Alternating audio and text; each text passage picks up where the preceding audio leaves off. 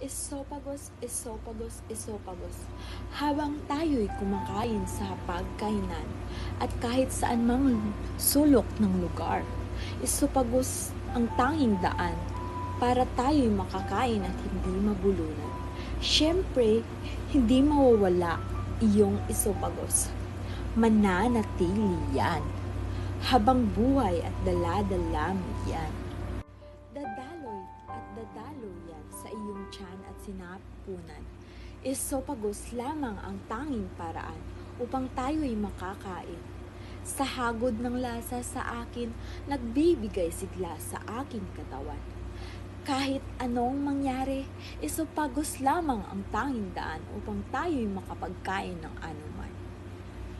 Sa hagod ng nakaraan, mainit pero hindi na gusto ng aking lalamunan.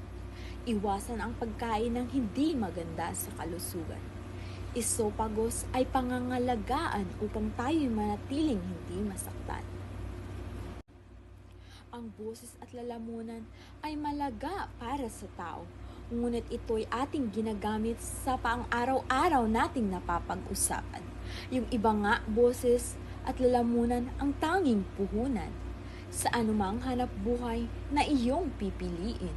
Kung titingnan natin, ay boses at lalamunan ang araw-araw na ginagamit natin sa pakipag-ugnayan.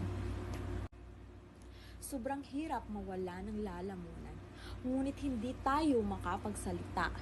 Iwasan ang pag-inom ng mga malalamig at pagsasalita ng malakas kung hindi naman